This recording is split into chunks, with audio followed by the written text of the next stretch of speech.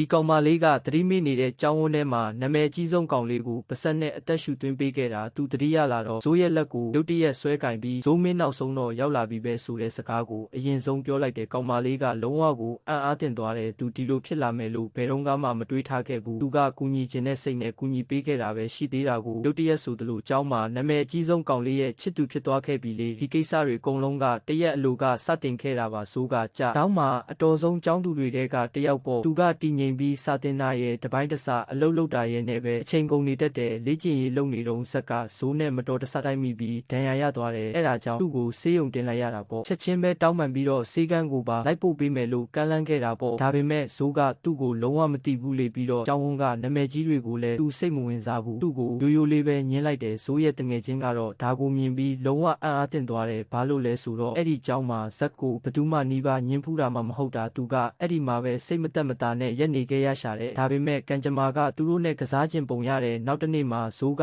စာအုပ်ဆိုင်မှာအကြာကြီးအလုပ်နေတော့ဇက်နဲ့ထပ်ဆုံပြန်တာပေါ့သူ့ကိုချင်းကပ်ချင်တယ်လို့ထင်မှဆိုလို့ဇက်ကစာအုပ်တချို့ဝယ်ပြီးအမြန်ပြန်သွားခဲ့တယ်ဒါပေမဲ့စိတ်မလန်းသေးခင်မှာပဲဇိုးကသူ့ចောင်းသားကပ်ပြားကိုမှန်ပြီးတိုထဲမှာကြံခဲ့တာကိုတွေးလိုက်ရတော့တယ်သူ့နောက်ကိုပြေးလိုက်သွားပြီးတကားဝကိုရောက်ခံနီးမှာပဲဇက်မြေပြင်ပေါ်လဲကျသွားတာကိုမြင်လိုက်ရတာပဲအခြေအနေကတော်တော်လေးအရေးကြီးနေပြီးဇိုးကနှစ်ခါမစင်စားပဲသူ့စီကိုပြေးသွားပြီးချက်ချင်းပဲပဆက်ချင်းတွေအသက်ရှူပေးလိုက်တယ်ဇက်နောက်ဆုံးတော့တတိပြန်ရလာတဲ့အခါသူ့ရှိကကောင်းမလေးကိုဘာမှမသိတဲ့မျက်လုံးတွေနဲ့ကြည့်ပြီးရုတ်တရက်ဇိုးလို့ခေါ်လိုက်တဲ့ခေါင်းကိုထိခိုက်မိတာကြောင့်ဇက်ကယာယီမှတ်ညံချို့ယွင်းသွားပြီးနောက်ဆုံးလနှင်းငယ်ကမှတ်ညံတွေအားလုံးရှုပ်ထွေးနေခဲ့တာပေါ့အဆန်းဆုံးကတော့သူ့ကိုကယ်ခဲတဲ့ကောင်းမလေးကိုသူ့ချစ်သူနဲ့မှားနေတာပဲမကြခင်မှာပဲသူ့ကိုဆေးရုံခေါ်သွားကြတယ်ဆရာဝန်တွေကသူ့မိသားစုကိုပြောတာကတော့သူ့မှတ်ညံကခဏလေးပဲပျက်စီးတာဖြစ်ပြီးကုသမှုနဲ့အနားယူရင်ပြန်ကောင်းလာမှာပါတယ်အဲ့ဒီအချိန်မှာဇိုးကအခန်းထဲကိုဝင်လာခဲ့တဲ့ចောင်းသားကပ်ပြန်ပေးဖို့လာတာပေါ့ဒါပေမဲ့ဇက်ရဲ့မိဘတွေကသူ့နာမည်ကိုကြားလိုက်ရတော့အရန်စိတ်လှုပ်ရှားသွားပြီးအခန်းထဲကိုပါဖိတ်ခေါ်လိုက်ကြတာပေါ့သူ့အိမ်မှာ